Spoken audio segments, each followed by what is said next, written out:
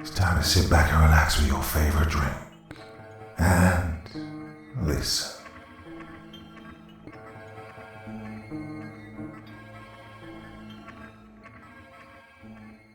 Day 1. Today was the day.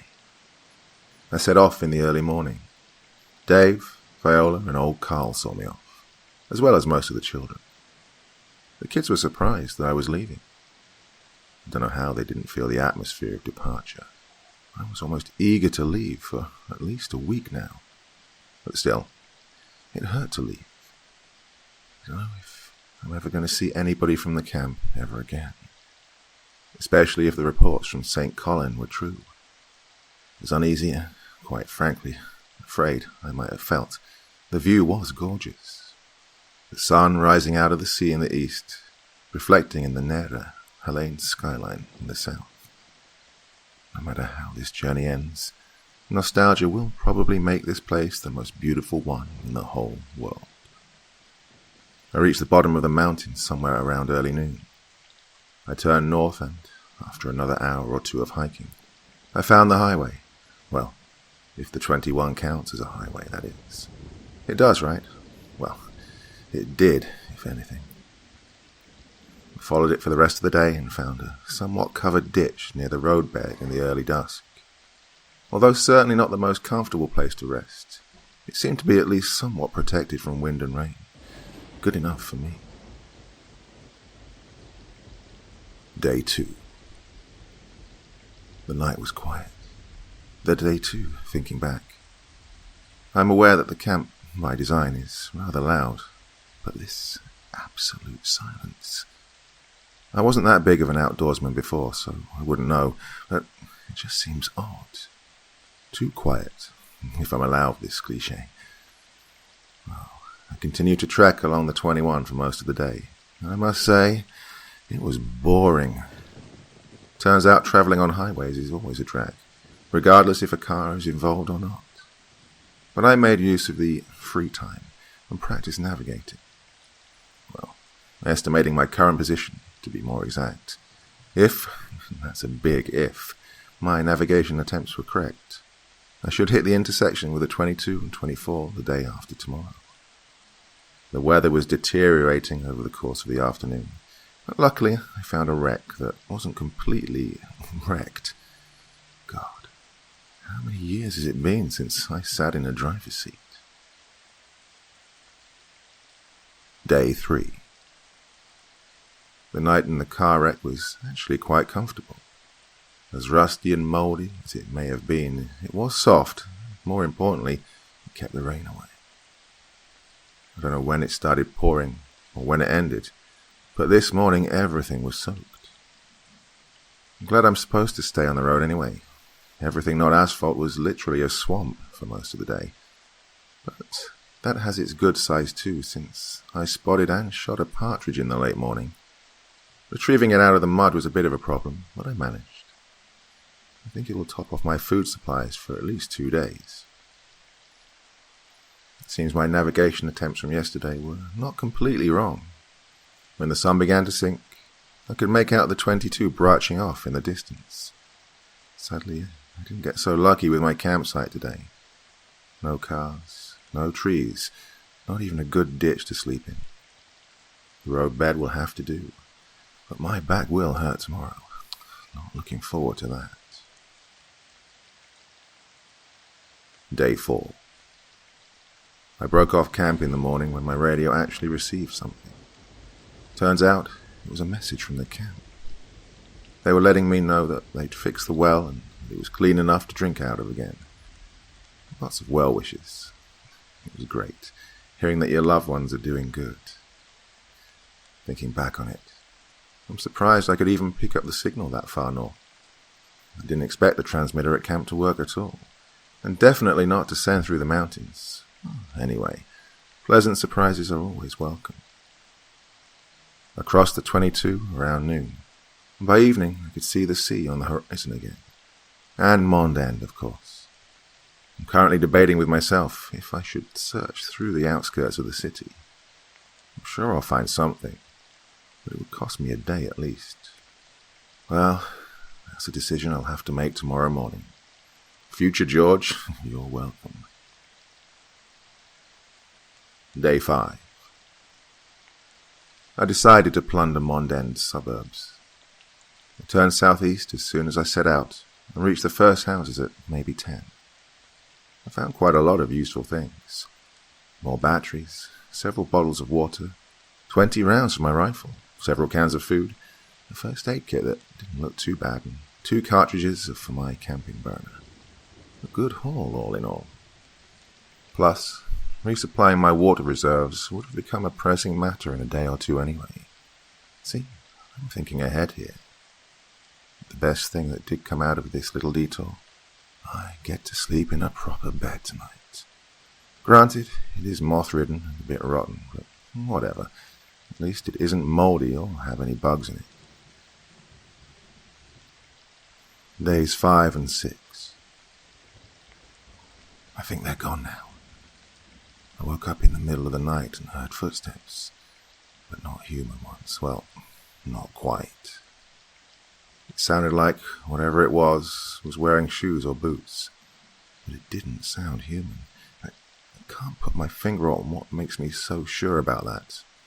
Maybe the rhythm? I can't really say. As soon as I awoke and realized why it wasn't morning already, I silently grabbed my rifle, crawled into a corner and waited, completely silent. My nightly guest was slowly walking through the ground floor of the house, maybe searching for something. Yes, guests, as in plural. I'm sure there were at least 2, but maybe even 3 or 4. I don't know what they were searching for. Probably just searching for loot like I was earlier in the day. I guess they found what they were looking for, since they left rather abruptly.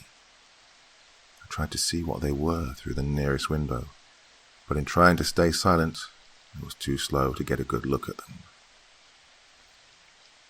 Day 6. I have no idea what visited me last night. I lay awake until morning, not hearing anything suspicious. I also didn't see anything when I moved out. I kept looking back over my shoulder every few minutes, but never actually saw anything. I was on the highway again soon enough, which eased my nervousness of the last hours, but the glances back continued until the late afternoon. Nothing of note happened today as well, but I can make out the edge of Lake Daring and the woods surrounding it from my sleeping spot. It's only because my sleeping spot tonight happens to be a tower. I actually don't know what kind of tower it is. It's just a room on stilts, 3 stories up in the middle of nowhere. I'm looking forward to entering the forest in the following days. They won't slow me down as long as I stay on the road, and the endless marches around me are getting boring these days. The weather's getting bad again, so it'll probably rain tonight. Day 7. I made good headway today, since this part of the 25 is mostly downhill. Granted, it's only by maybe 5 degrees or so, but apparently it's enough for a smart in neutral to roll down.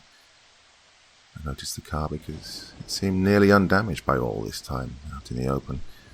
Of course, it didn't have any gas in it, but I figured I'd try to soapbox it, and lo and behold, it worked. I think I made at least 2 days' worth of distance today. I even got to do a bit of hunting and gathering when my new car ran out of momentum, so my supplies are stocked up once again. It's been a week now since I last saw anybody. I hope the guys back at camp are okay, or at least alive. Funny how time flows when you're alone for a long time. If anybody would ask me right now how long I'd been away, well, I'd probably be startled as hell and punch them. But I'd probably guess the time way too high. Strange, actually, since things that actually form memories only happen maybe 10 times a day, so judging by that, I'm away for what, 2, 3 days? Whatever, it has been a week, period. Day 8. I arrived at the highway bridge over the Selle today. It was completely wrecked. Only the bridgeheads remained. No way this is going to be repaired. Ever. And crossing the Selle without a boat any time other than deep winter? no thank you. So, I guess I have to head west. And if all the bridges in Poke are destroyed too, go around the law, I guess, or hike over it. I'll cross that bridge when I get there, or not cross it probably. I'll have to go through the forest for the next few days. I'm not worried about losing my way. I'm pretty confident in my navigation skills by now. But going through the woods is both going to slow me down and make me more prone towards ambushes.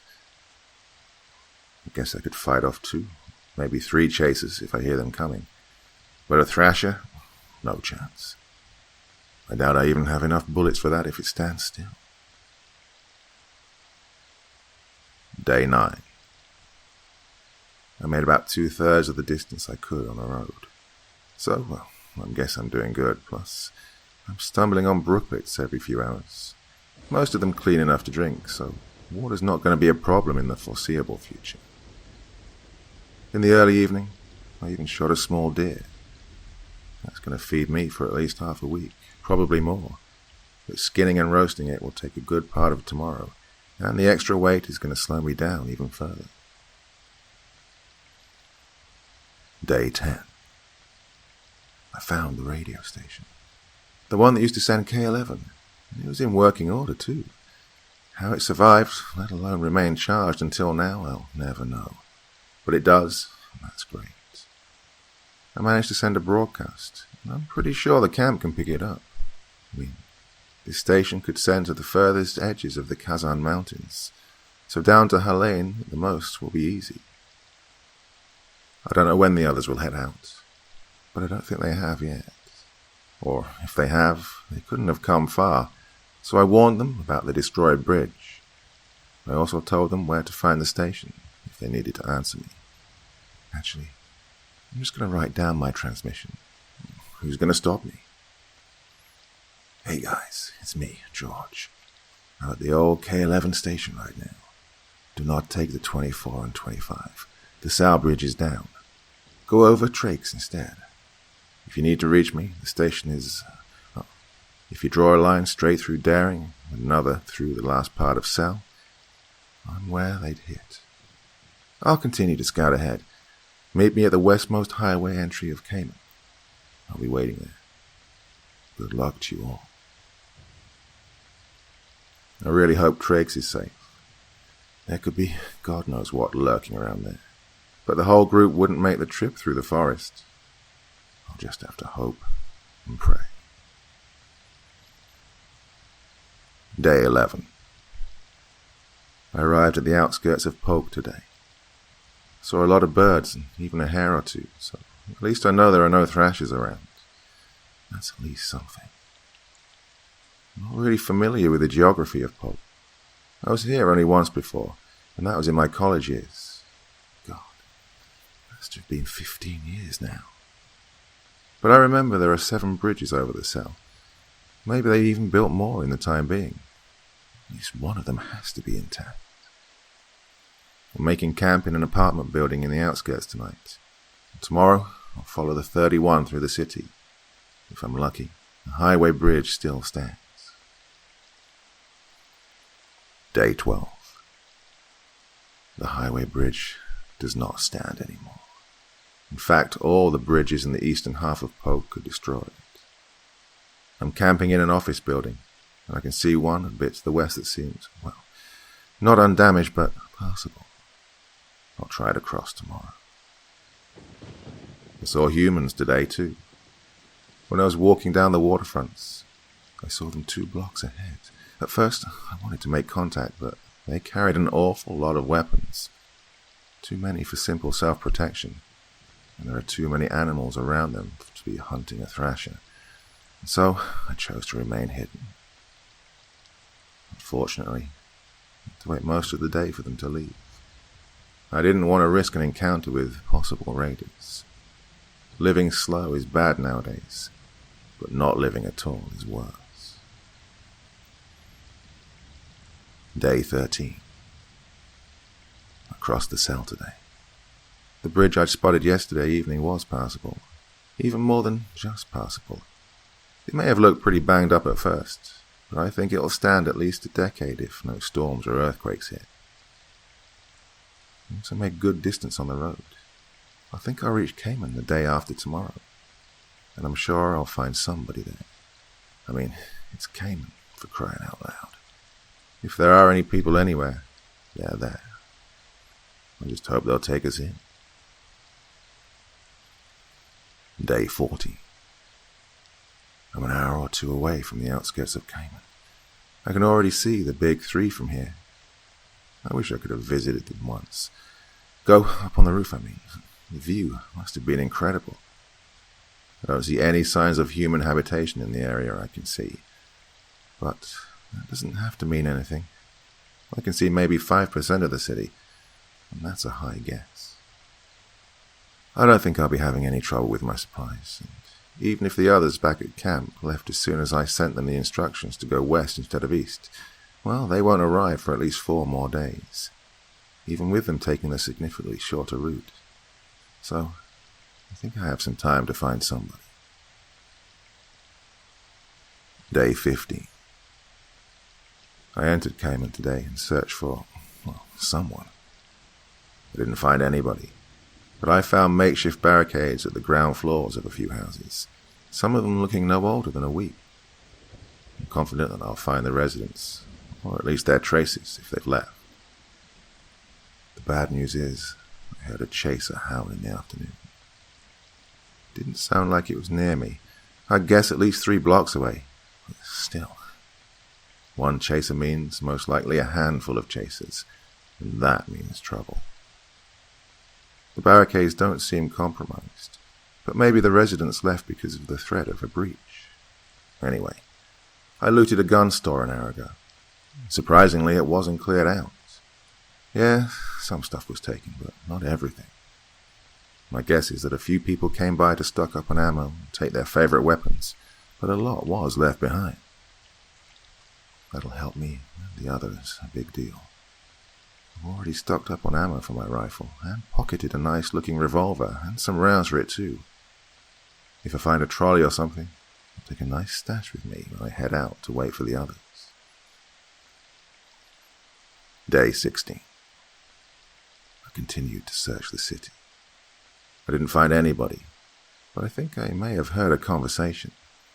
I'm not sure, and I didn't see anything, but I won't give up on finding someone. Supply-wise, the situation is mixed. I think I can keep going for at least a week with what I have on me right now, but finding clean water in the city is going to be difficult. Food, on the other hand, is pretty much everywhere. I didn't even really try, and I found enough to last me until the year's end just today. Here I was, worrying that the caravan would starve if we had to continue further north than Cayman. I found graffiti on a wall in Ceylon Square. I can't tell how old it is, but it is pretty clean, so maybe a week? 2? It states that the subway is occupied with a big pack of chasers. I'm not sure if this information is accurate anymore, but I sure as hell won't go checking. Day 17. I found people today. They're a married couple named Gloria and Marvin. I stumbled upon them in a mall. They were searching for water, and so was I. They were really friendly, and still are. They, apparently, are part of a larger group of around 500 people that used to live in southern Cayman. But when they heard from St. Colin, they too decided to move. But, in contrast to us, they were ready to go on pretty much a moment's notice.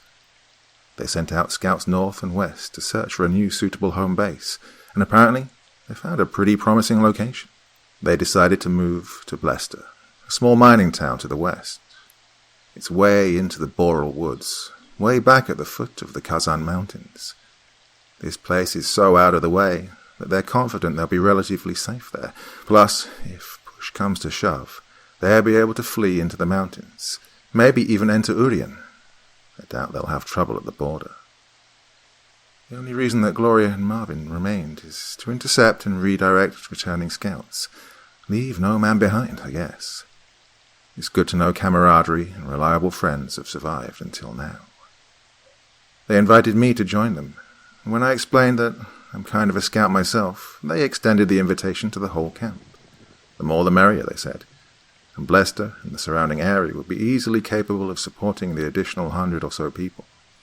The hard work is done. Now I just have to wait for my people to arrive. Marv even said they'd wait with me. Day 18. We continued searching for supplies, and even found 2 returning scouts. They came from the northeast, Timmin to be exact. They came back pretty empty-handed and crushed, but lightened up immediately when they learned of Blester, and even more, when they heard of the new faces they could expect. According to Gloria, they were the last scouts, but they insisted on waiting with me. But the scouts were sent ahead, mostly to inform their group of the good news. It took quite the convincing for them to go on ahead, but we managed to. Warning of an additional 100 mouths to feed was more important than being courteous. We saw them off from the 32, where I was supposed to meet my folks sometime soon anyway. We actually found a shopping cart during the day and managed to ferry a good amount of food and weapons to the rally point, so we could wait for a while. And the additional weapons would only help in the long-term defense of Blester. Day 19. The others arrived today.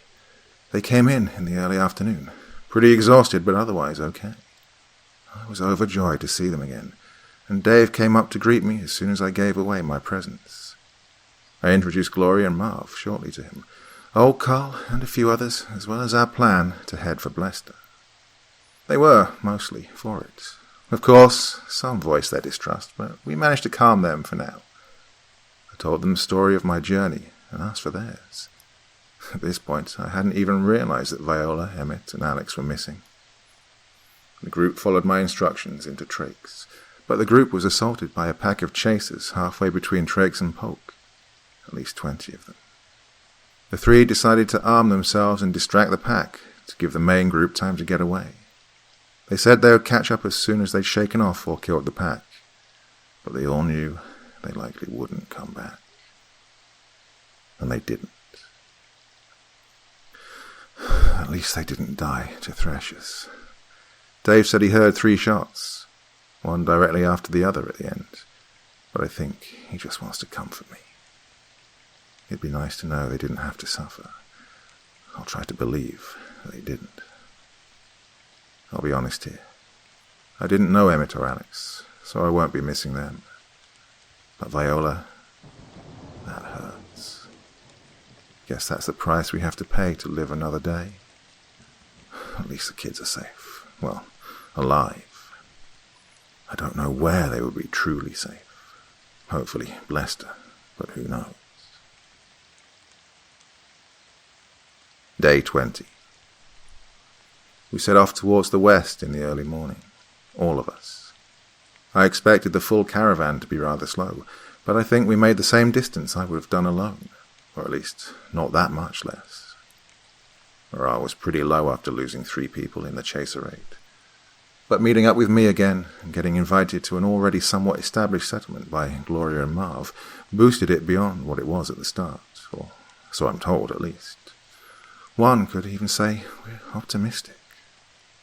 We, as in the group. I, for one, am really despairing. I do believe we can reach Blester, and we'll prosper there. But what for? I hadn't even realized how much I liked Viola before she died. Maybe I'm just over-experiencing due to the loss, but I think I may have been in love with her. To be fair, I was never any good at making others realize I like them, or even realize it myself, but it's still enough to make me doubt the point in all of this. Day 21. We're past the halfway point. Supplies are slowly running low, but it will last 4 to 5 days at least, so easily until Blester. The group as a whole is getting exhausted, but their enthusiasm keeps the speed up. I don't know anything about the geography of the Boral Woods, but Marv says we may be able to see the outskirts of Blester by tomorrow evening. We cut the actual walking time a bit short today, both to go a bit easier on the old and weak ones, as well as to stock up a bit further. We made camp at a cave near the road and sent out multiple groups to get water, to gather edible plants, and maybe even shoot some game. Dave and I got ourselves a stag.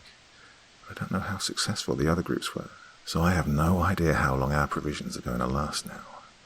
But I don't think I'll need to check that. It won't matter until we get to Blester, and once we're there, we'll combine our stash with that of Gloria and Marv's group.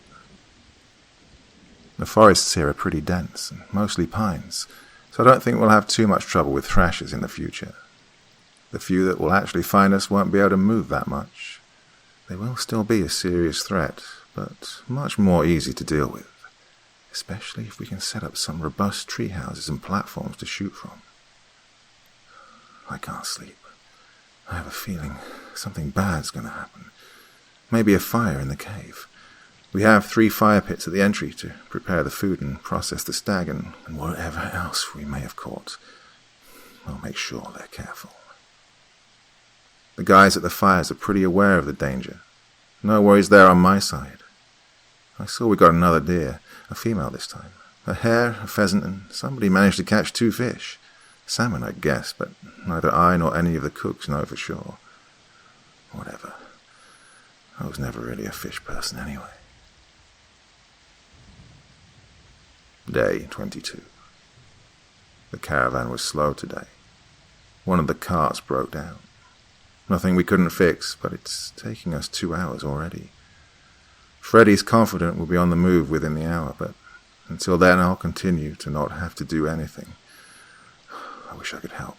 At least it would keep my mind off Viola. Shortly after the wagon was fixed, a pack of chasers turned up. We saw them coming, so we could prepare a bit. Dave, Freddy, and I were the sacrifices this time. I have no problem giving my life for the group, but Dave, I'll try to get him out of this situation. The situation being us, stuck on a tree, with the pack under us. Freddy is, well, they got him. At least the caravan is safe. We'd pulled them a long way. I guess a bit more than 2 miles, 2.5 maybe. We managed to thin out the pack a bit, but I still count at least 30 chasers. Between Dave and I, we have 41 bullets remaining. Meaning, if we make good shots, we could get back to the group. But I set aside 2, just in case. Meaning, if we make good shots, we could get back to the group. But I set 2 aside, just in case.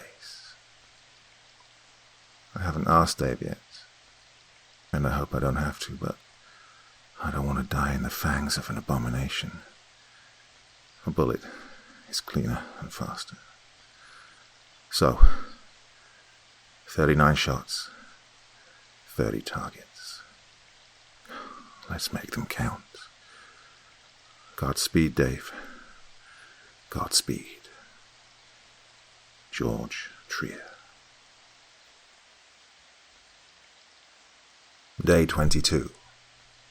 So, 39 shots, 30 targets. Let's make them count. Godspeed, Dave. Godspeed. Well, maybe I should take up praying. Seriously, we actually made it. Kind of. It took us the better part of 2 hours and 38 of our shots, but we got all the chasers down to the ground. Ecstatic as we were, we immediately climbed down the tree to link up with the caravan again. Rookie mistake. One of the chasers had only played dead. Or maybe he really was in his death throes. Doesn't matter. Fact is, he bit Dave in the leg. Got a good bite in. In turn, he got our last bullet, discounting our express tickets to the grade upstairs. The wound wasn't anything too serious. Given proper rest, it'd heal in a week or 2. But, well, we were 1.5 days' worth of walking away from what remained of civilization. But given Dave's state, it'd be closer to 3 days. 3 days without anything on us. No rations, no water, nothing. Well, I managed to bandage his wound with strips of our clothes, so he won't bleed out overnight. We made some headway in the remaining daylight, and are currently camped out in a semi-cave in the roots of a truly enormous pine. Let's see what the future brings. Day 23. We made some headway. I can't say it was a good or bad result. It's hard to judge the ideal speed of a wounded one. We stumbled over a clean brook, so water should be fine until we get to Blester, but I didn't have time to forage for food. We agree not to waste our remaining ammo on wildlife. Some time without food is possible after all. Day 24. We followed the 32 into Blester, but nobody was there. Not even bodies, in case Marv's and Gloria's group had betrayed us. Not that I seriously entertained that idea, but it would have been an explanation. Maybe the group's hiding in some buildings. I don't see why, but maybe. So I decided to fire one shot in the air. Probably a stupid decision, but we didn't have any better ideas. Given that it was early evening already and I was tired from half-dragging Dave the whole day, we quickly made camp. I chose the display area of a clothing store on the main street. It would shelter us, but wouldn't hide us from our companions if they'd be searching. And if they don't, well, we're dead anyway. Day 25. I should really reconsider my atheism. A small search party found us overnight. There were some familiar faces, but also some of the new group. At first I was startled when their noises woke me up. I nearly blasted them with my last shot, but luckily I recognized them before that. The bigger group decided not to make camp in Blester proper, but instead moved to the city's main mining camp. 1 hour's worth of walking to the northwest, and of course our group followed suit. Apparently some stragglers heard the shot, and our saviours were dispatched. They hauled us back to what we now call New Blester, and practically paraded us through the street. Dave was brought to the infirmary. Yes, they already have a proper infirmary, even with a somewhat sterile ER. We never got round to doing that in our old camp. Given that I was only starved, not actually injured, my medical treatment consisted of a visit to the mess hall. During and after my meal, I was brought up to speed by Stephen, one of my old guys. I guess I have to stop thinking like that. There no longer is they and we, only a bigger we. Apparently the rationale behind using the mining camp instead of the city was the better defensive capability. New Blester is built relatively open compared to old Blester's dense housing. This, and the chimneys of the blast furnaces, makes an excellent observation platform. The other group apparently had a really detailed and effective government system, well, I guess compared to our almost tribal structure, and so we integrated ourselves into the better system. Now, there are several work groups, each committed to a single task, like farming, construction and maintenance, medics, and so on. Each work group has one or more heads, reporting to the council, which our old chieftain Carl has been made part of. I'm thinking of joining either the city guard, or our army if you will, or the scouts. Over my journey, I've come to appreciate the great outdoors, so hunting and foraging are right up my alley now. On the matter of the city guard, they're not an army. I worded that badly. They're more like an army officers' corps with a flexed hierarchy. If we need them, they're allowed to recruit anyone they see fit into their ranks to bolster their numbers. Now, call me a cynic, but that's just the setup to a coup d'etat, isn't it? Day 26. Scouts, it is. My group leader is now a guy called Corbin, and my colleagues are Kevin, Marvin, not the one who invited us, another one, and Sarah. Given that we're only deployed when something is in dire need, usually food, we also help out where we can. For today, I'm still excused from work to regain my strength, but starting tomorrow, I'll join my scout group and help erecting a perimeter fence around New Blester. They already have around 20 meters worth of fence standing. Since we're in an ore processing facility, We have the tools for at least primitive ironworking, so that's no problem. Only a lot of effort. Dave will be okay. His wounds are properly treated. His malnourishment has significantly delayed the healing process, but the medics think he will be up and running in 3 weeks tops, with no lasting damage. Of course, he is happy, but Tanya was so overjoyed at his safe return and expected recovery, I thought she would burst. I didn't know they were a thing. Well, whatever. If they're happy, good for them. Day 27. I have officially joined the Corbin squad today. He hates that name, and that's why we use it. Jokes aside, Corbin is a great guy. Sort of a jolly, nice uncle vibe. Kev and Marv are alright blokes too. But Sarah, well, when I first saw her, I thought, Sarah? Like Sarah Connor. And that fits her perfectly.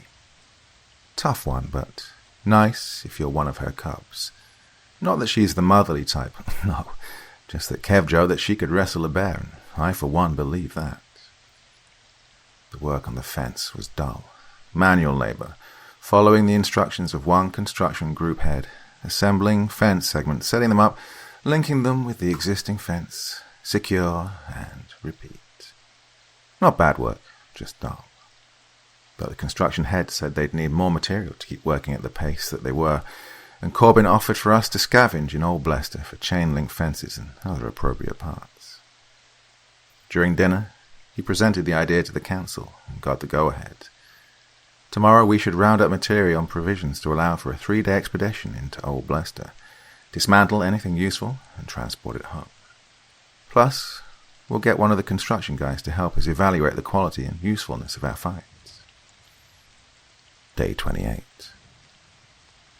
We set off at around 10 today. Turns out, our construction guy is Tom, one of my old friends. Of course, we were armed for this expedition, and Marv instantly identified my rifle as a Garand. Neat, I guess. It was always only rifle for me. We arrived in the commercial part of Blester and started ripping off fences and corrugated iron plates like hungry vultures. By evening, we'd already filled 2 of our 4 carts with materials. Their quality was good, according to Tom, and judging by our pace, we'll probably return with full pockets by tomorrow evening. Dinner was quite interesting today. While we were cooking at the campfire, Sarah sang something. She's originally from the Kazan Mountains, but more to the south, and these were old nursery rhymes and other childhood songs of hers. I didn't understand a word of it, but it was beautiful. Day 29. Our wagons were filled to the brim by early afternoon, so we returned to New Blester a good while before dinner. The fence was coming along well, although progress had slowed noticeably, likely because of the lack of material, and the makeshift fields around the perimeter were beginning to show the first green. Oh, I'm no farmer, but I asked one of the workers expanding the fields, and they claim the first potato harvest will be in 2 months. Seems a bit fast to me, but again, I'm no farmer. The construction head was delighted about our quick return, even more so when he saw what we brought. He agreed with Tom that our bounty was exactly what they need. Well, that's why he came with us in the first place, I guess. We unloaded our carts in a warehouse near the fence perimeter. Then Corbin gave us the day off. But tomorrow we, and that includes Tom, are to set out again, procuring more fence parts. Even though I was away for not even 2 days, the town has already changed. Well, that's to be expected.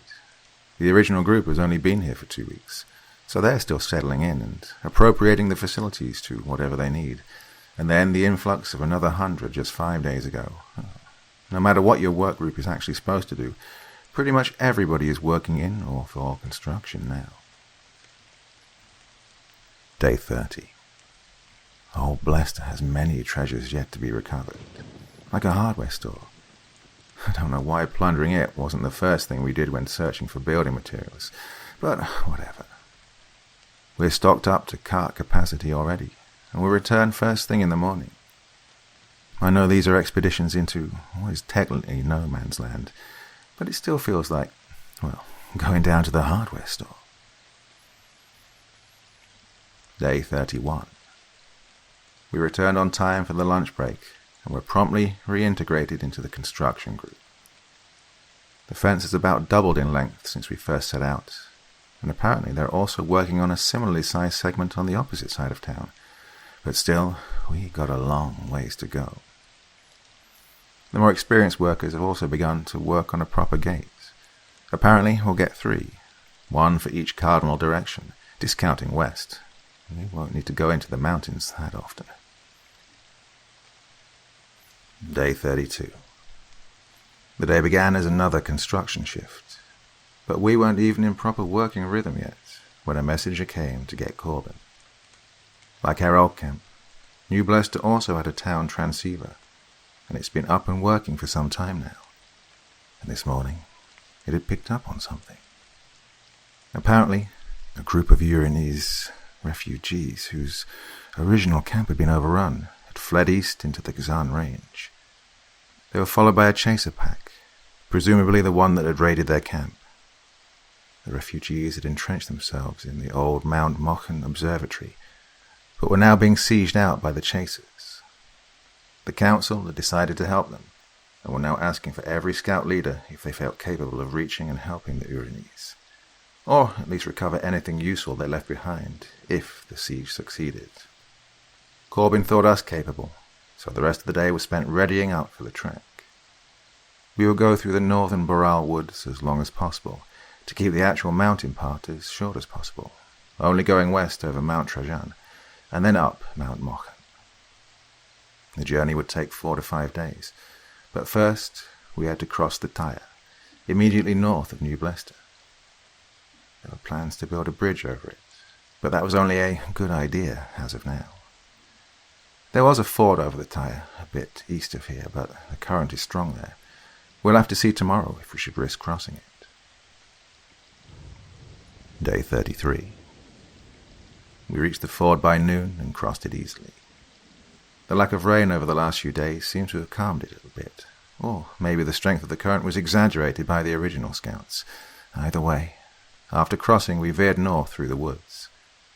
We're currently camping on a big rock in a clearing, and we can see Mount Trajan from here already. We're making good time so far. Day 34. Today was a really uneventful day.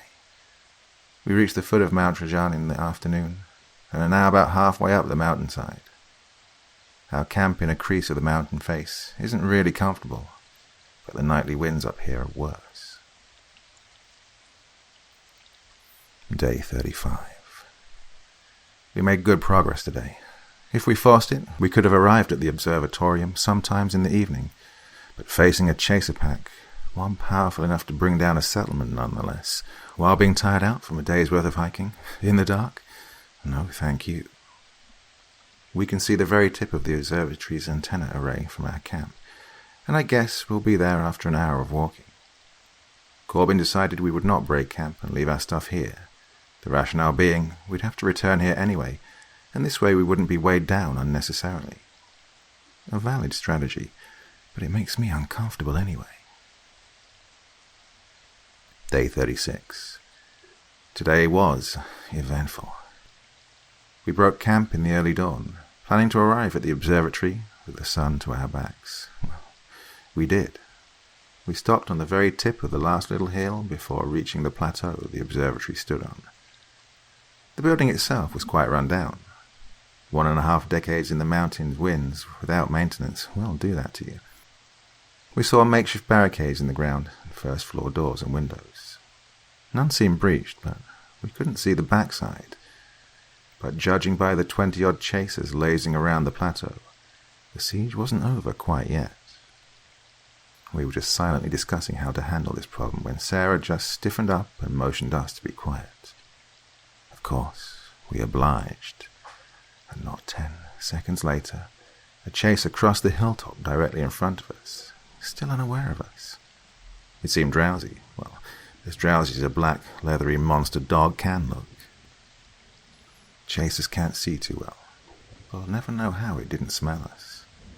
It was just setting down one of its front paws when Sarah shot up jamming her knife in its throat and wrestling it to the ground. It happened completely silently.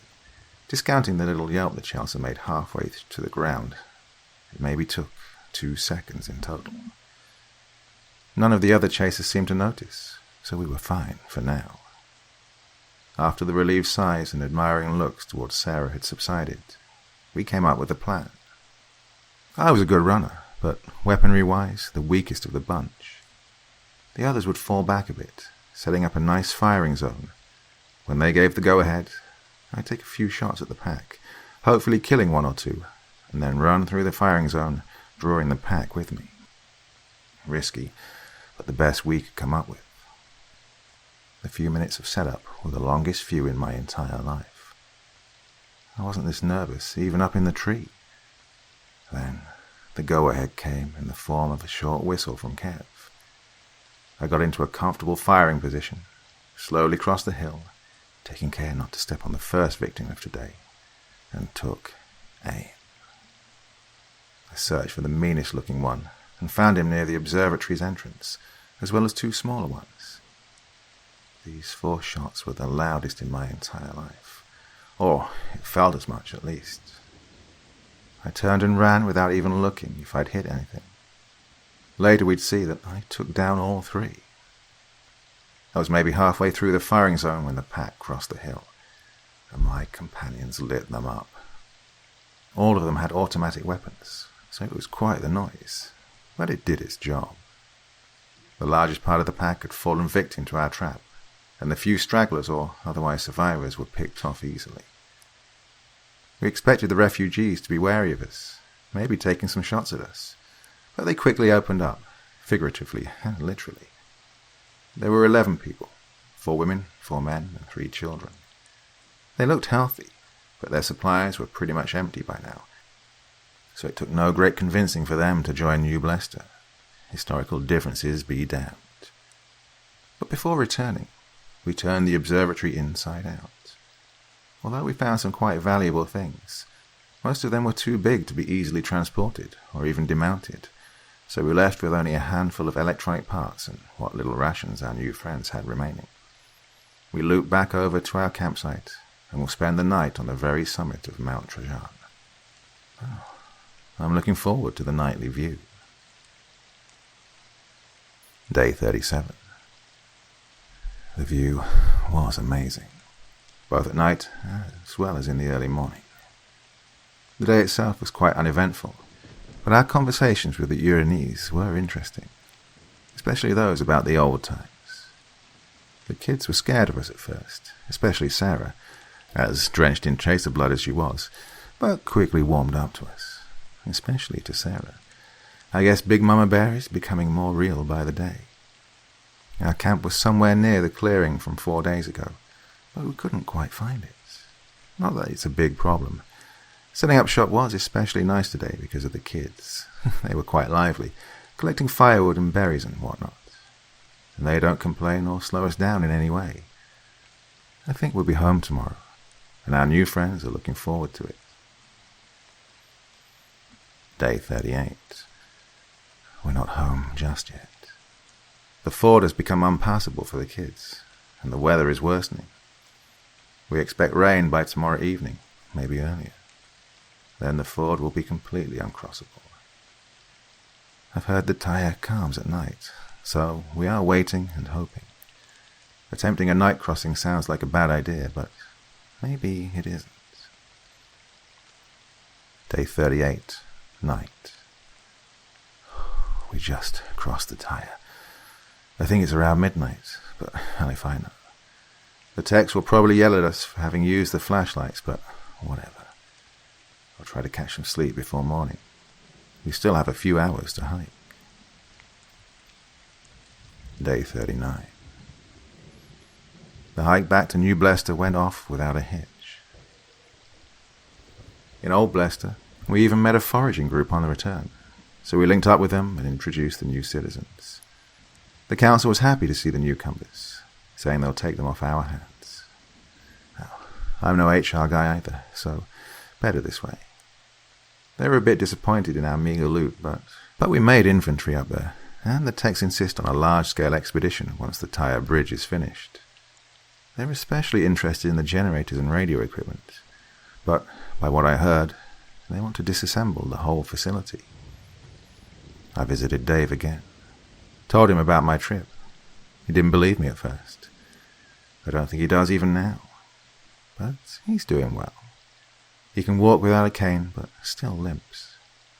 The medics expect that to heal out completely within the week, so all's well that ends well. Tomorrow's my free day, well earned after our hike, I want to add. Don't know what I'll do yet, but Marvin told me about a calm part of the Tyre, good for swimming or lazing around in the water.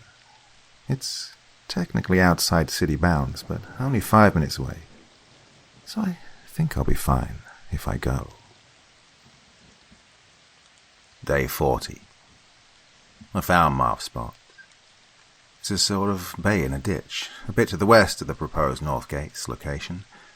It wasn't hard to find, and I wasn't alone there.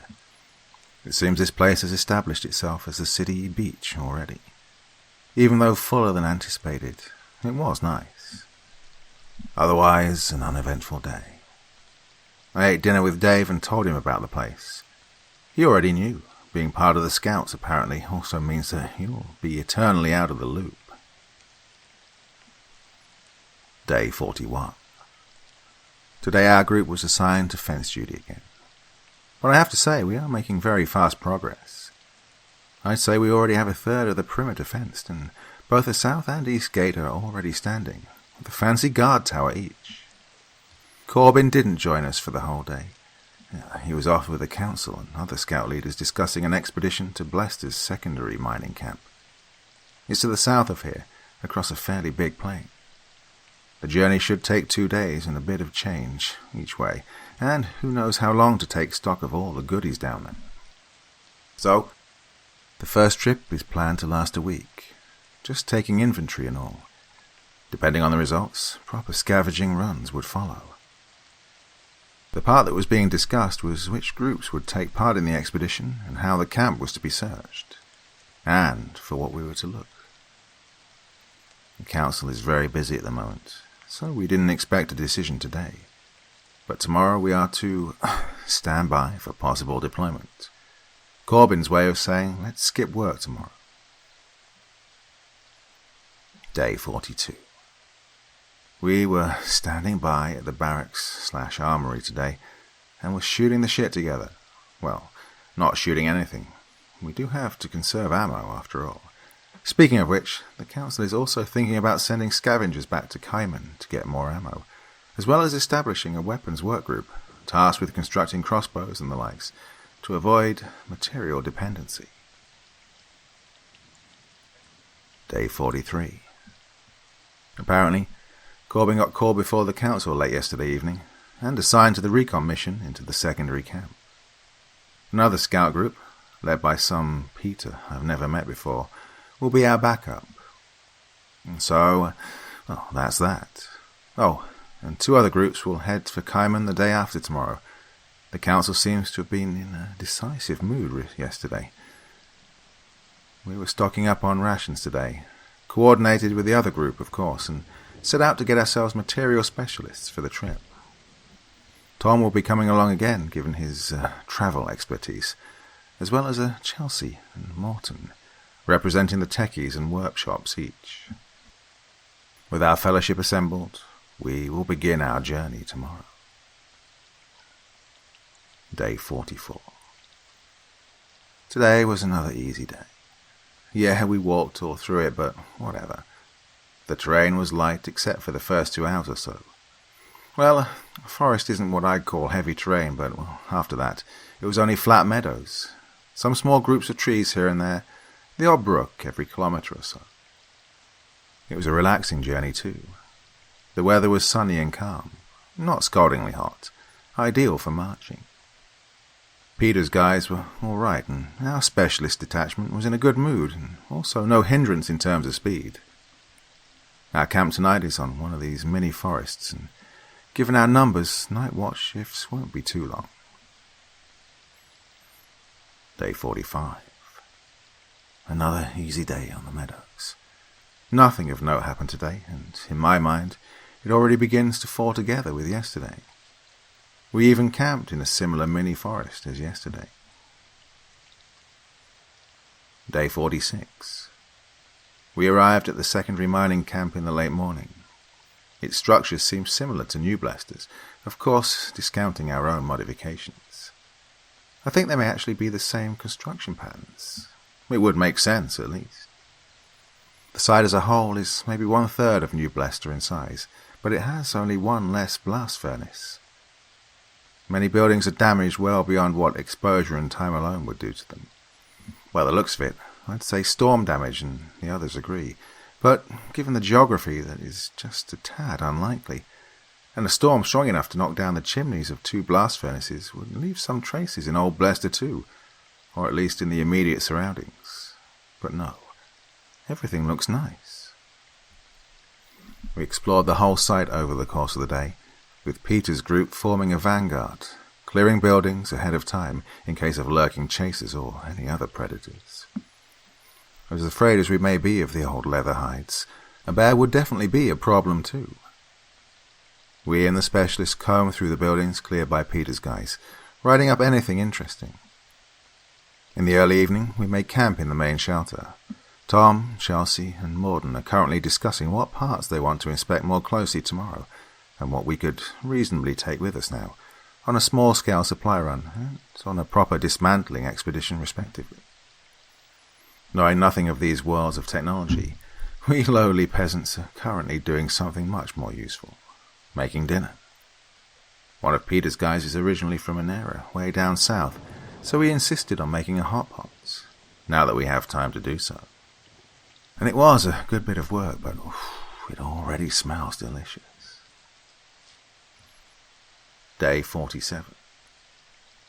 Yesterday's sightseeing list was quickly checked out, and Morton was especially happy.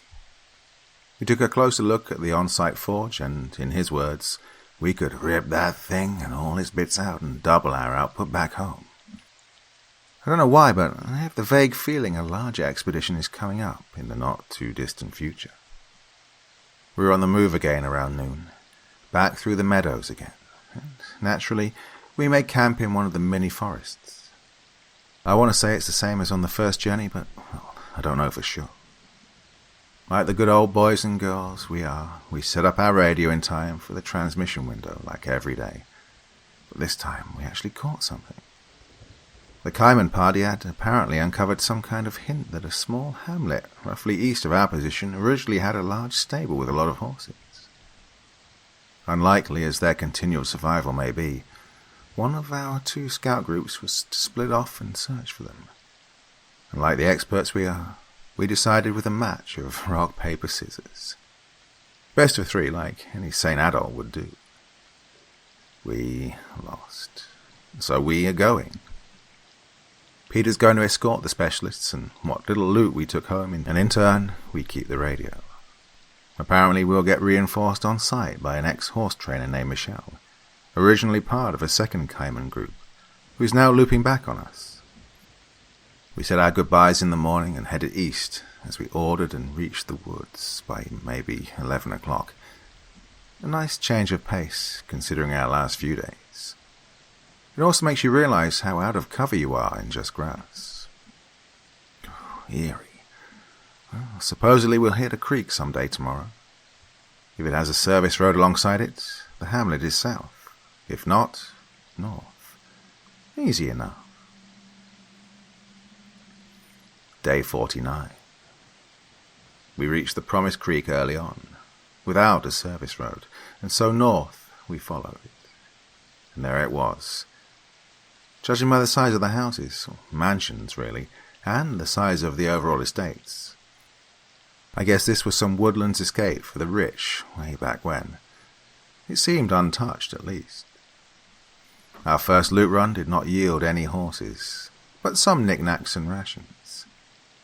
Given that Michelle will probably arrive tomorrow evening, we should try to find the horses sometime tomorrow.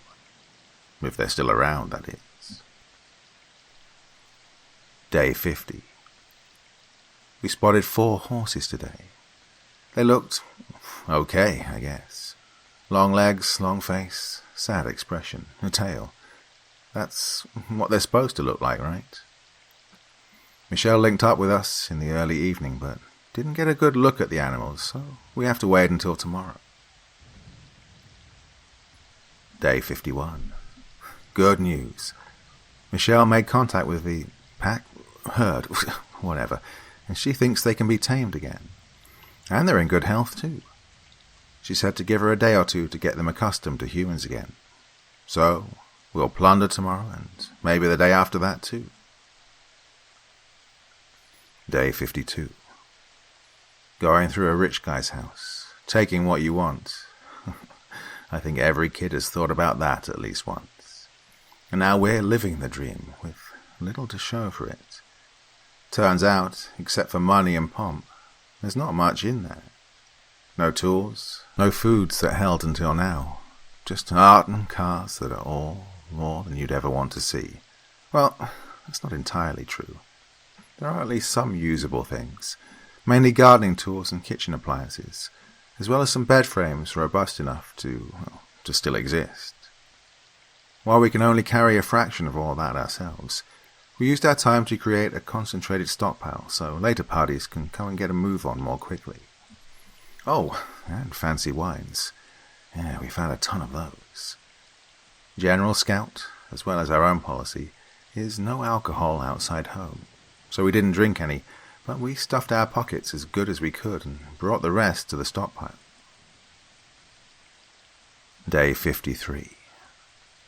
Today we continued our stockpiling of yesterday and even found a wagon.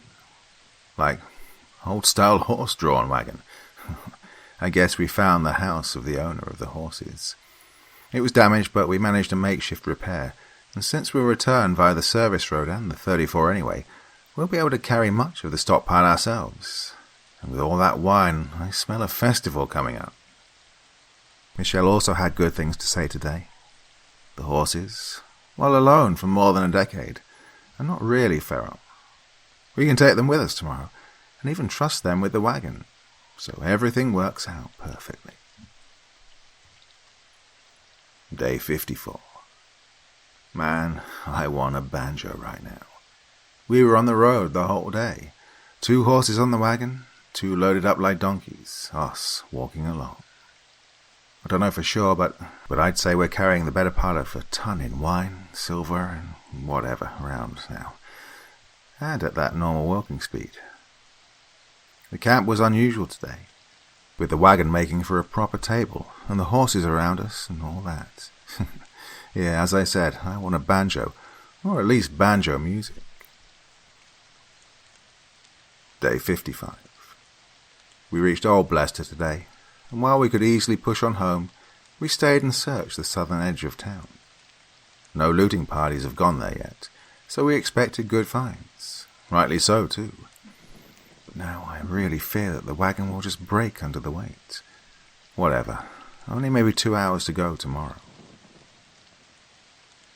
Day 56. Our return was glorious. The wine alone may have improved the mood in town by a good bit, but the horses, well, we won't get any closer to a truck than this. Peter's group unsurprisingly returned almost a week ago, delivering the inventory they'd made, and now we bring in what carrying capacity we were missing. All pieces for a big recovery of the secondary camp tools were now in place. Given our extended absence and great success, we were given off not only today but also tomorrow. I went to the beach again, where I'd met Dave. He's become our resident fisherman, constructing nets a bit down from the bathing spot. While his leg may be healed fully now, he's still not too eager to go out into the woods again. So he joined the town guard, but since they don't do much on most days, a fisherman it is. Oh, and apparently we now have a school too. Actually, that's not really surprising. We have a lot of kids in town. While it may be called a school, I doubt they'll learn literature or history there. Handcrafting and general survival would be more useful subjects. Day 57. I visited said school today. From what I've been told there, the kids have to come every day, but don't get homework, or do anything that screams school to me. It's more like a trainee program. Yeah, they're taught writing and basic math and all that, but mostly the teacher, Karen, just grabs someone from any job she can get her hands on and they do a show and tell. Seems like a good system to me. And since that system is based around other people being able to spare time, it's highly flexible. Karen was delighted when I came by and offered to do a navigation 101, even though today was supposed to be reading and writing practice. Since the area around us is quite easy to navigate, just by memory, we couldn't do any actual navigating, but I taught them the tips and tricks that I myself found out by just doing it for a while. And while I wouldn't trust them out there, even without considering them possibly being eaten by whatever, I think they learned something today. Day 58. I thought things were going too well lately.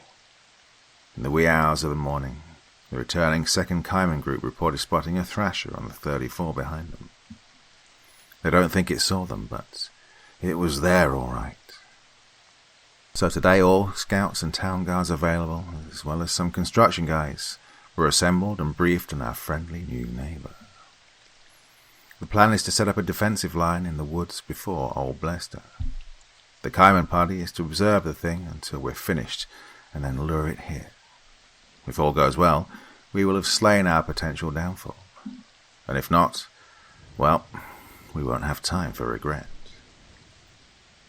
Preparations were done in a hurry, and we set out by early evening.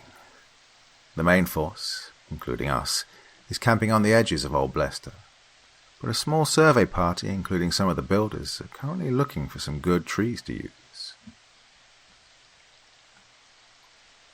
Day 59. The surveyors found a good patch of sturdy, tall trees, maybe 200 meters south of the 34.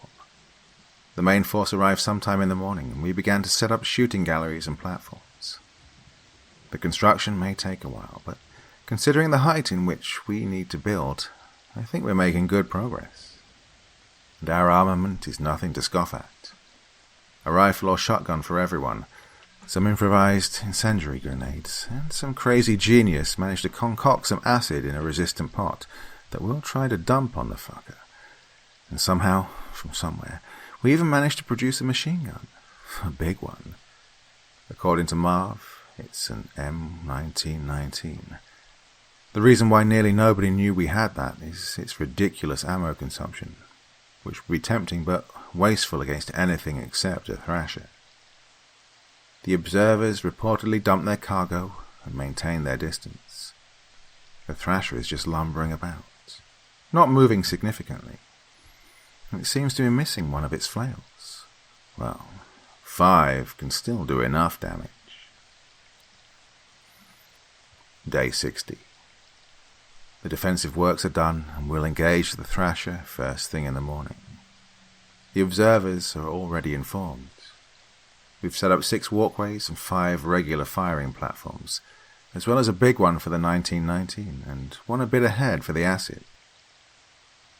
The acid one is deliberately obvious and exposed so that the observers will easily find it and run beneath it. And once the thrasher follows them below it, Jeff, now only called the Acid Man, will trigger the release from further up the tree. I expect to sleep bad tonight, but I thought so the previous nights too, and I was under like a rock. Whatever. The logistic guys even cleared some coffee for us to be on high alert tomorrow morning. Apparently, it'll be super effective, considering our decade-long withdrawal. Let's see about that. Day 61. The coffee kicks hard. Oh, super hard, I mean. If all went to plan, the observers shot the thrasher a few minutes ago and are dragging it here. Since it can barely make more than walking pace, we'll expect its arrival in 2.5 hours, give or take. But still, we are all up in our crow's nests already, armed to the teeth and spoiling for a fight. I at least can clear my mind by writing this, but the others are tense, anxious. In a good way, though, I think. Writing this gives me some sense of closure, to be honest. Not that I plan on dying, but it is well in the range of possibility. And if we come out of this alive, we'll be heroes. We are heroes. The observers came running in the forenoon, sweaty and panting, but not completely KO. A quick shouted report told us they'd fired all they had into the Thrasher, suspecting 1 or 2 good hits. The Thrasher didn't give us enough time to talk longer. At first we only heard it push through the brush, and then it emerged. Large like an elephant, covered in brown armor, lazily throwing about its 5 remaining flails. As planned, we held fire until the observers could lure it under the acid platform. For a moment, we could only hear the slight flush of the reddish-brown concoction hitting the shell of the beast. Then came the shrieks. I've never heard a Thrasher before, only seen one through field glasses, so I expected a bellow or roar. But the Thrasher's scream sounded like a mix between a mountain lion and shearing steel. Before we could even see what our opening act achieved, the machine gun went off, and with its rhythm of destruction in our ears, we took our shots. While the Thrasher is usually moving slowly, when you get their blood pumping, they get fast. It closed the distance from the acid platform to beneath the 1919 in maybe 4 seconds, nearly trampling the observers, who went running again. With the Thrasher this close, it began whipping the trees with its flails. Luckily, it couldn't reach the platforms, but given enough time, it would soar through the whole tree. Throwing itself around as it did and shooting up splinters wherever it reached the Thrasher didn't make it easy on us. I'd say maybe every 20 shots one made it into the weak point of its armor, and even then we needed to shoot off 2 flails and a leg for it to finally stop moving. And there it lies now, below us, bleeding out. We'll wait until evening to leave the safety of the trees, but we radioed town already, informing them of our victory. We expected an all-or-nothing situation, and we got one. Not 1 life lost today, but plenty of wounded due to the wooden shrapnel. In anticipation of such a situation, we brought 3 medics with us, who are now treating the severely wounded. I myself got hit too, but only slightly, mostly on my forearms and hands. And now we rest in our newly won safety, with no desire to head home. Personally, I couldn't even be bothered to climb down this tree today. Day 62. Our return to New Blecester was accompanied by cheers. The whole day was one big festival. Well, taking down a Thrasher does warrant that. The more seriously wounded had to stay in the infirmary for an unfortunately long part of the day. I myself needed only to stay for maybe an hour to get all the splinters out of me and disinfected and all that. And that already felt like years. Oh, those poor guys. Well, we involved them best we could, so only half a bummer. Day 63. Yesterday's euphoria hasn't faded yet. I think the city will stay in celebratory mood for at least the rest of the week. But today, work had to be resumed. Well, for everyone except the scouts. All scouts have been given today and tomorrow off, seeing as we aren't particularly low on any supplies, and the border fence will be closed up either tomorrow or the day after that. Day 64. Another good day. In the afternoon I went to the last gap in the fence to chat a bit with the work crews and maybe help a bit, but turns out by the time I visited in the early evening, they were just finishing up the last segment. I wouldn't use the word fortified, no, but we are indeed somewhat safe from smaller chaser attacks. But neither construction nor city guard is satisfied with only one line of defense, so they will, once all other construction projects are done, dig out a trench all around the fence and maybe put some spikes at the inner edge to boot. Once this is done and both trench and fence remain well maintained, we are indeed safe from chasers. Well, except at the gates, of course. Day 65. Well, our holiday officially ended today. The next few days will be easy going as well. Reason being that the weapons work group, tasked to develop knot rifles, has produced not one but 3 prototypes for a standard issue crossbow. And since the Corbin squad has spent the better part of the last month on its legs, we were tasked to test the prototypes and recommend one for production, which means today was spent at our shooting range, testing the ballistics of the new weapons. At first I thought, what could be so different about crossbows to warrant 3 variants? But they went above and beyond. Only the simple prototype was what I call a crossbow, and that one was built mainly to test the bolts of all 3 prototypes. The other 2 were more rifle style, with both of them having an integrated magazine. The more basic one has a tension lever, basically ripped off a lever-action rifle, and the more complex one is actually self-loading once you cock back a spring. Just based on both the ballistics and, obviously, the firing rate, the self-loader would be preferable, but it's also more costly to produce. Personally, I don't think it's worth it. Yeah, the faster fire can help in hairy situations, but I don't think that piercing chaser skin at 220 or 240 meters tops matters that much. Also, both types include small, somewhat fragile parts, which is why we'll have to conduct a field test over the next few days, essentially trying to break the bows without actively trying to break them. Day 66. We packed light, provisions for 2 days. Corbin, Marv and Sarah kept their conventional weapons while Kev and I get to play with the new toys. And since Kev is much more of a handyman than me, he got the self-loader.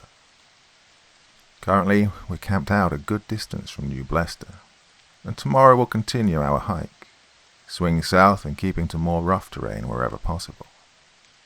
We deliberately dropped or dragged the bows along a tree to simulate wear and tear.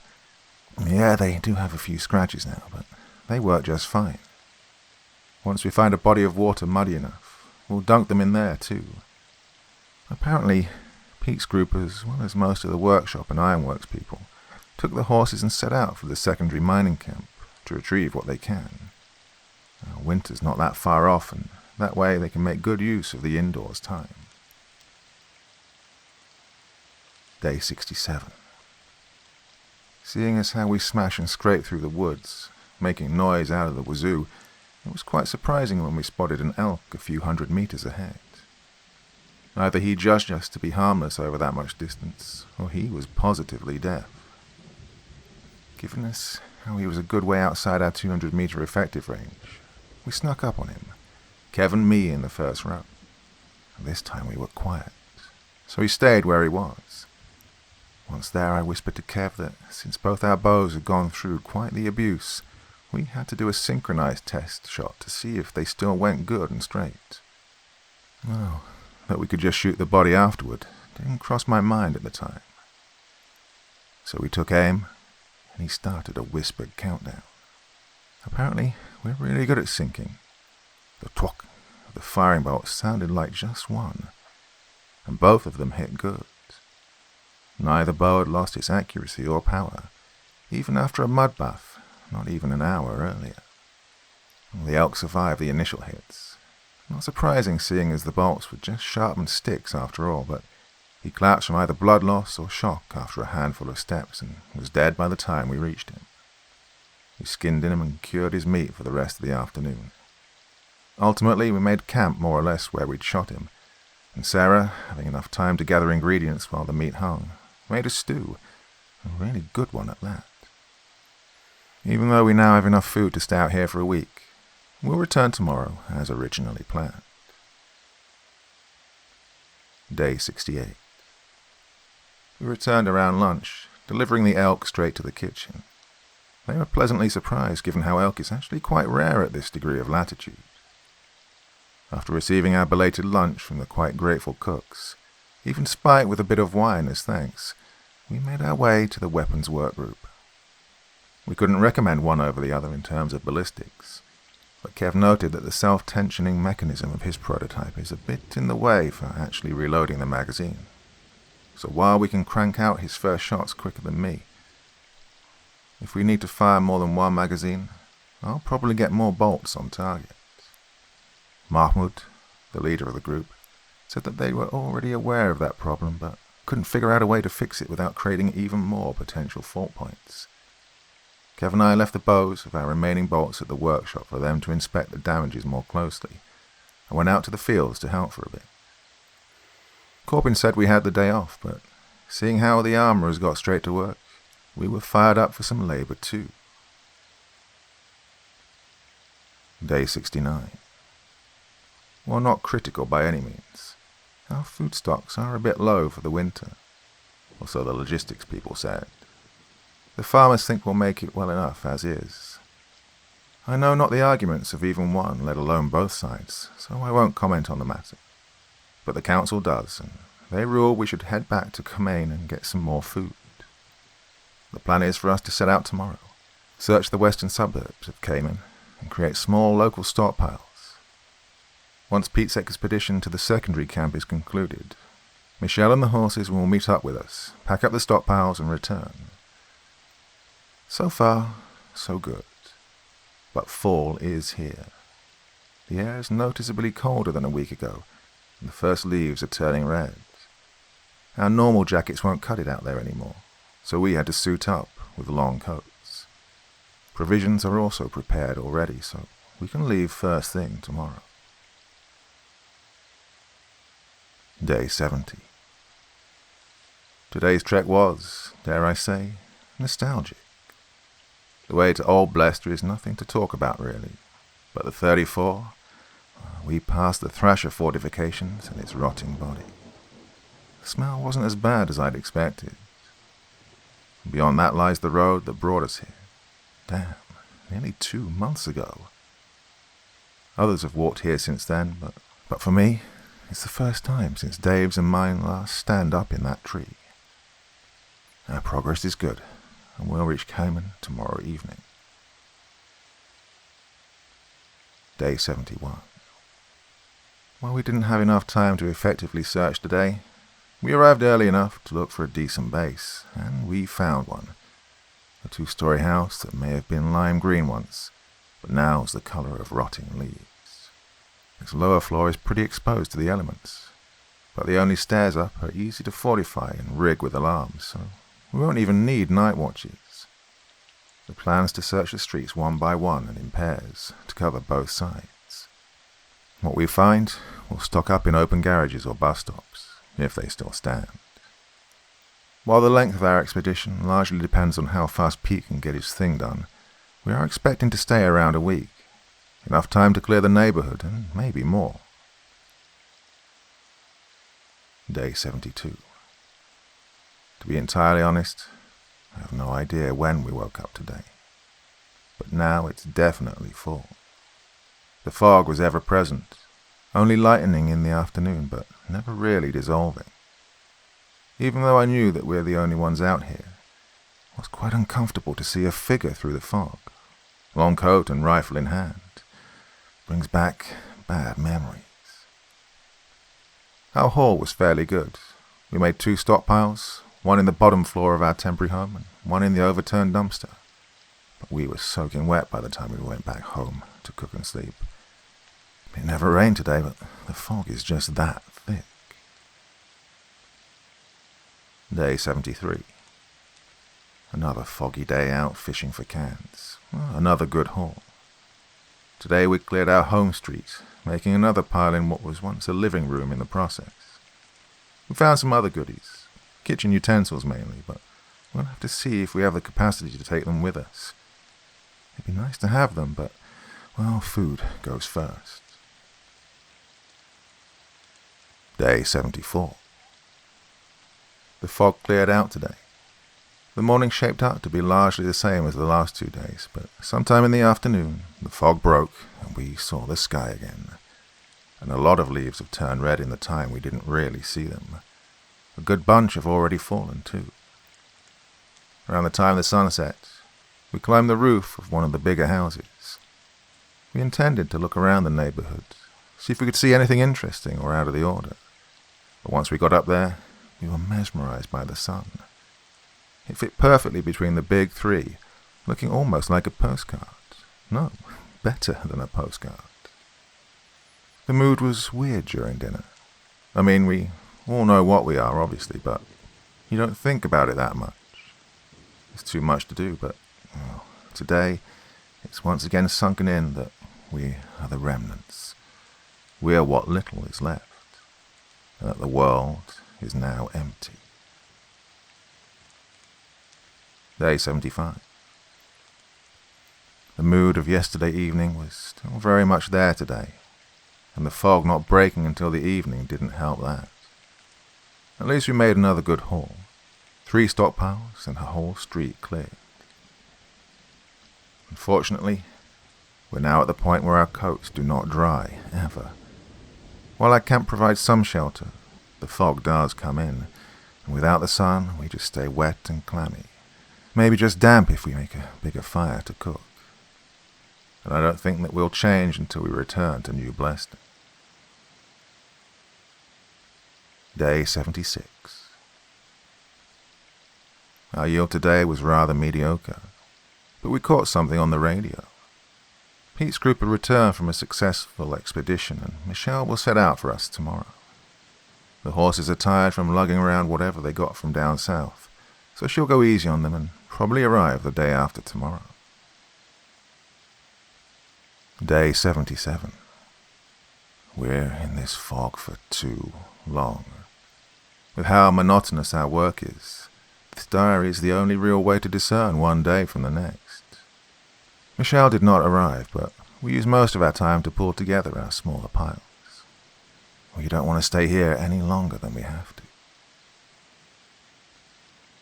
Day 78. Michelle arrived at, I guess it would be 11 o'clock-ish. We'd already gathered all our findings in 3 big piles along the road, so loading up didn't take more than about an hour and a half. We didn't want to leave anything behind, so we'll bring home some more silverware. Some may actually be silver, and, more importantly, some nails. We found a good lot of them in one garage. The return was also very uneventful. The horses had no problem pulling the wagons at marching speed. Since we walk on the road, we make good speed. I think I heard a chaser scream in the fog at one point, and we were all on edge for a while after that. But I might have imagined it, and even if I didn't, the fog dampened sound and smell to such a degree they'd miss us even if we were sat in the ditches beside them. We camped in the very same cave we'd made camp in during our initial journey to New Bleston. But unlike then, we're confident we'll reach the city tomorrow evening, although we'll very likely miss dinner. Day 79. Well, looks like we have to stay for just a little bit longer. The rain started sometime in the night and will most likely not stop for a day or two. While a fall rainstorm is nothing we aren't ready for, its timing is almost insultingly bad. We needed maybe 15 hours of decent weather to reach home, but nope, the rain has to come now. Of course we could march on, but by the time we'd reach home, we'd definitely be completely soaked and cold. The horses may survive if they got lucky, but we'd die of hypothermia or pneumonia almost guaranteed. And so we stay in this cave. Well, at least the cave mouth is shaped in a way that keeps the water out. Well, we won't die of starvation or thirst, that much is clear, but we can do nothing but wait, which is not that much better when you feel like an old washing rag. We attempted to at least do something useful, and made an inventory of our haul, and we double-checked and triple-checked. By our calculations, our haul alone could feed all of New Bleston for 9 days, with a bit of spare change. Not bad at all. The cutlery, while nice to have, won't really make that big of a difference, but the nails will earn us a big favor from the workshop. Luckily, one of the trinkets we found during our week is a set of poker cards, so we had something to fill the time. Day 80. Rain, rain, and more rain today, too. I think it's even gotten more intense. Poker stops being any fun after that many rounds, so we attempted to create our own game. We had some ideas and made plenty of test runs, but that didn't amount to anything. Took up 2 hours, though. At some point, Sarah began to sing again. Well, hum at first. It seemed nearly mystical, with the woods and the fog and the rain. When I attempted to match her humming, she told me I have no feeling for rhythm and began to sing. Corbin asked what the song was, and if she'd teach us some of her mountain murmurs. Well, apparently that's the name of these kinds of Kazanian songs, if you translate it. Didn't know that. But she agreed, and so we sang. Corbin understandably didn't, although Sarah insisted that for mountain murmurs, gruffer and throatier is better. At some point we were able to at least make similar sounds to her singing, and that's how we passed the time until we made dinner. Day 81. I'd already mentally prepared myself for another day of singing and butchering the rules of poker, when the rain let up. Of course, we didn't immediately run out just for us to be caught in a second surge of rain, but when the weather held for a good while, we suited up and left. The ground was a literal swamp beside the road, and even the tarmac felt slick and soft. The air was heavy and wet, and most trees washed free of leaves. Well, what little of the trees had leaves to begin with. And the smell. Oh, the smells during and after rainfalls are distinctly different, and it was a welcome change of scenery. We passed the Thrasher corpse in the early evening. It was sunken halfway into the soft ground. If the snow comes in a week or less, it may even become mummified. Our shooting galleries and platforms were noticeably damaged by the rain, some even washed down from their tree.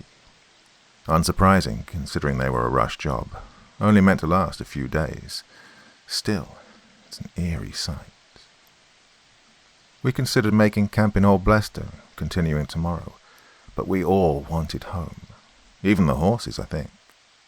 So we forced ourselves to march on through the early nights. On arrival, we were immediately relieved of our cargo and even got to enjoy the privilege of a heated bath. Now our clothes are hanging and drying, and our dinner is being prepared. Usually, if you miss dinner, you'll only get a cold snack instead of a full meal. But considering our circumstances, the cooks are making an exception. The elk we delivered before setting out will probably help too. Day 82. Today we helped the logistics guys with stowing our haul. Not much work, but we were stuck in the fog and rain for long enough. A slow day is well earned, I'd say. The secondary camp expedition came back a while ago, but their loot is only laying around the warehouses as of now. We'll have enough time to assemble it over the winter. For now, gathering firewood and herbs is more of a priority. Day 83.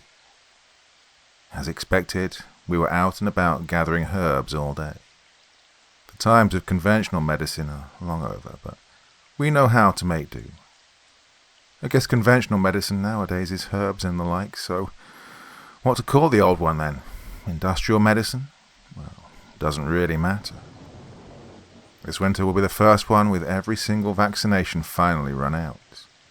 Except for the lifelong ones, of course. The medics are not looking forward to this.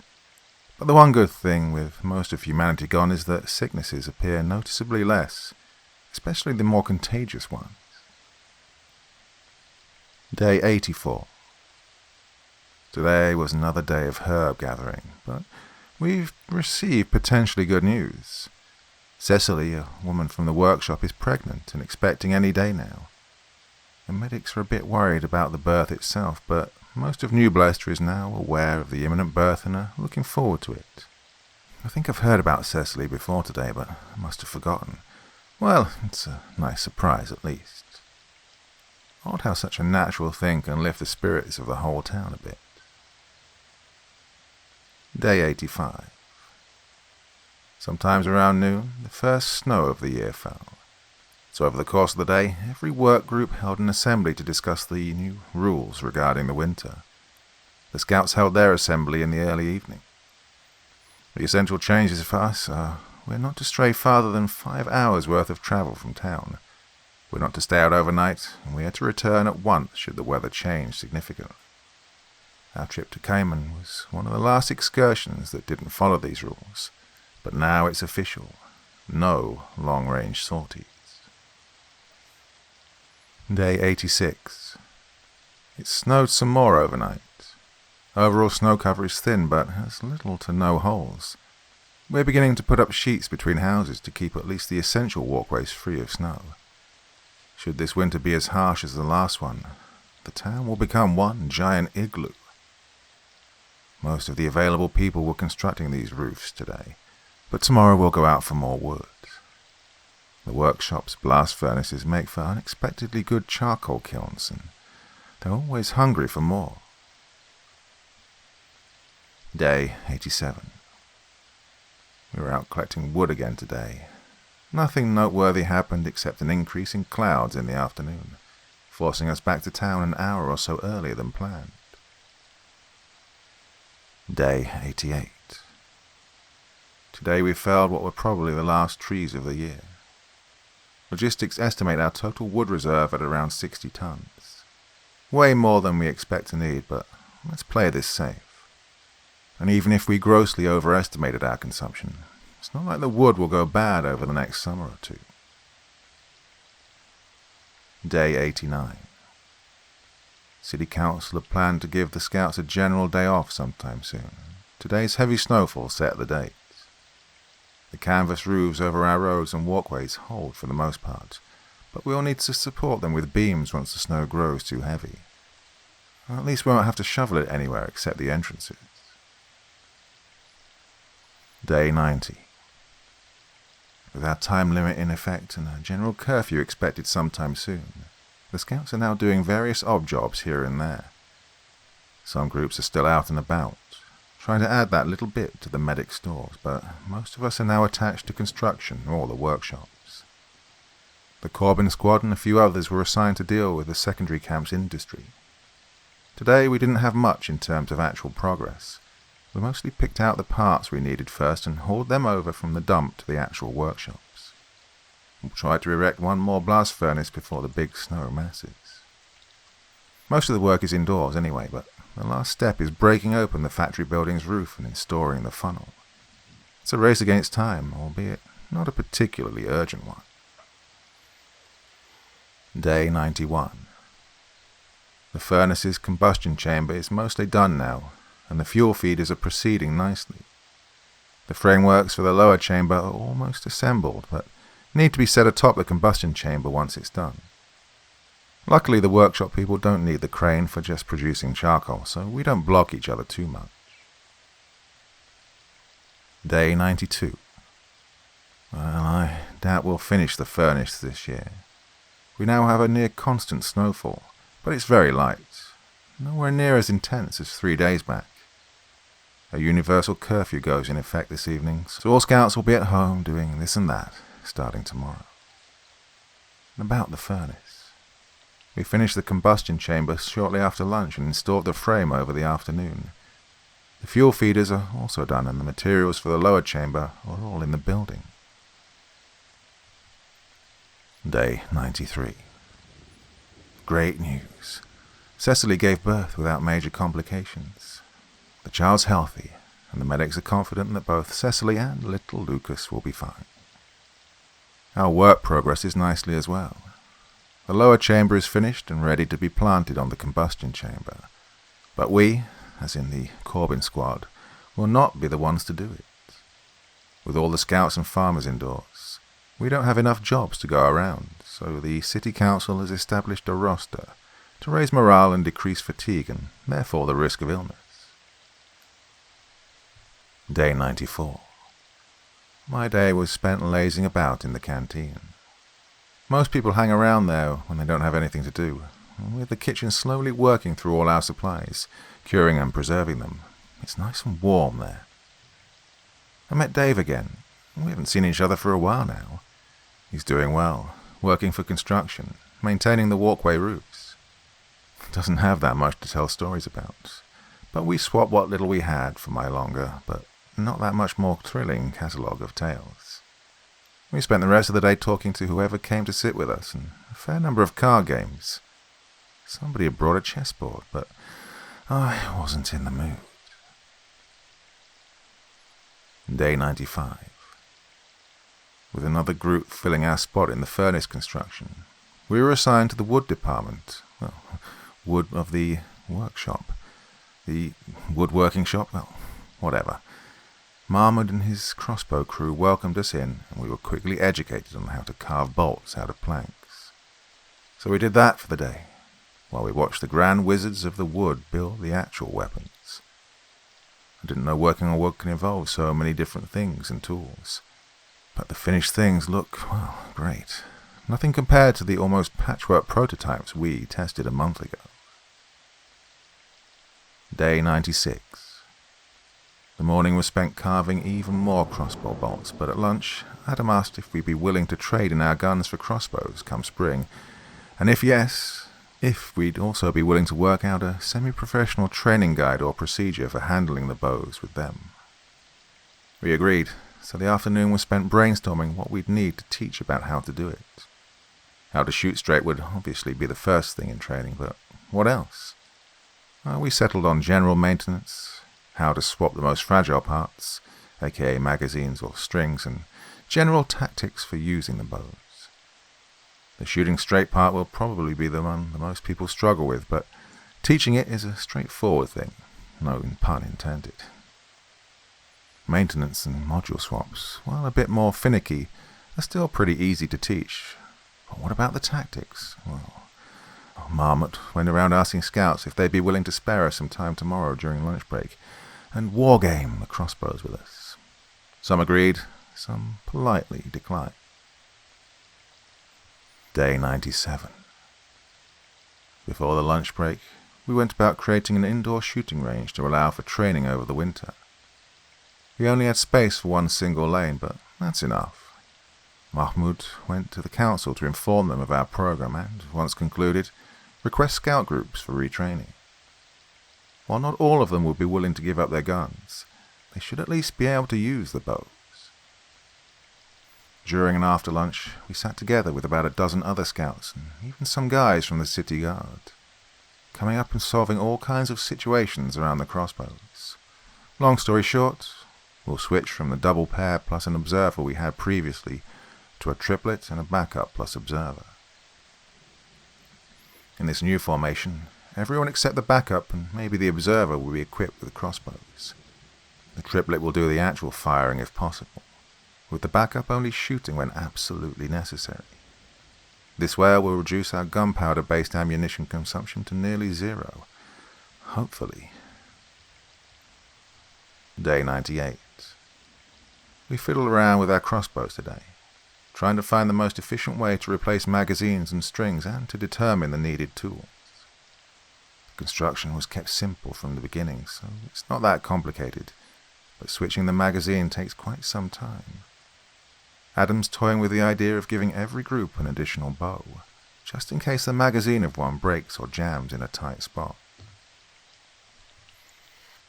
Day 99. We wrote down the maintenance and swap procedures today and spent the rest of the day with marksman exercises.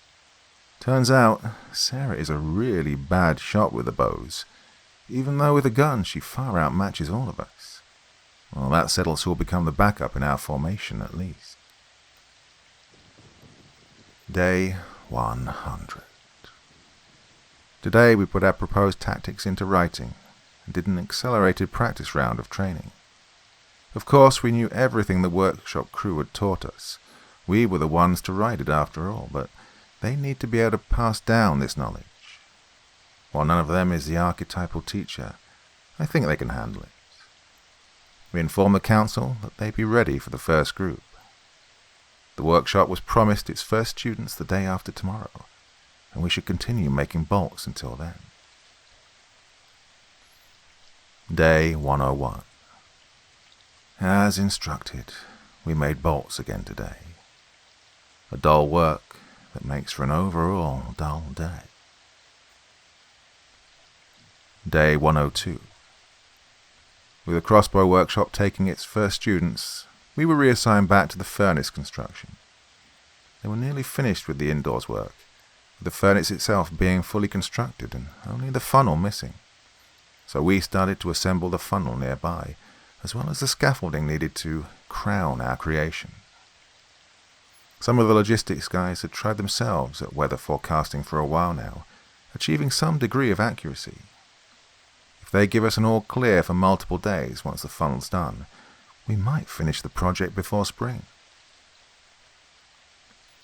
Day 103.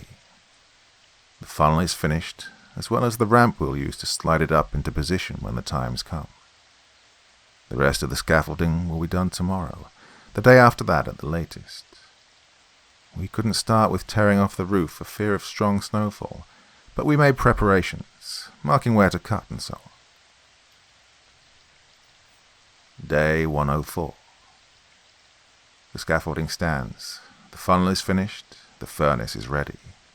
We now await the all clear of the weather frogs. Until then, all scouts involved in the furnace construction have the days off, officially. But we'll help where we can, reassembling all the other machines we brought back from the secondary camp. Day 105. As promised, we helped with reassembly, but this work was done quickly, so we finished early evening and, well, therefore have nothing to do tomorrow. Day 106. Today was even slower than expected. I visited the crossbow workshop. Their training is coming along well, but I didn't hang around for long. I thought about visiting the school, but I don't think I have the motivation to deal with the little kids right now. The curfew only counts for actually leaving the city, so I made a little stroll outside. It was cold, believe it or not. The snowfall is light but constant. The surrounding area is completely snowed in. The town itself is buried well, but the walkway roofs are still holding up. The houses are recognizable, but I struggle to discern the actual ground and the snowed-in fabric roofs. Day 107.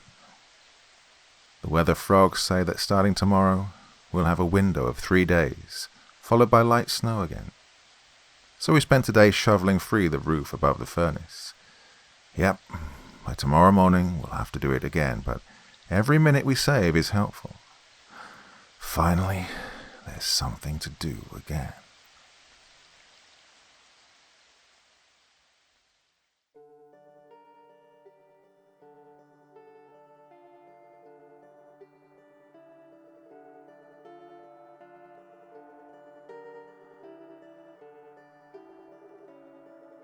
So there we go. We are back with the Wander's Diary. Oh my god, it has been way too long, hasn't it?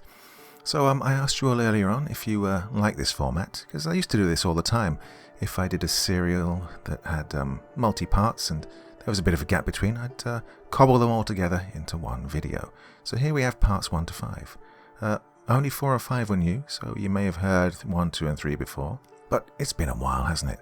So please, let me know if you like how I'm doing it. If it's like this is better for you, and I'll continue. It's no problem for me, alright? And of course, I should mention that this is as far as the author has got. Hasn't written anything beyond this, so if you are enjoying this series as much as I am reading it for you, please let him know that you want more, okay? Got that, yeah? Alright, my dear friends. Well, we're still inside, aren't we? But this might be all over soon, with any luck. But you make sure you stay safe. Until next time, very, very sweet dreams, and bye-bye.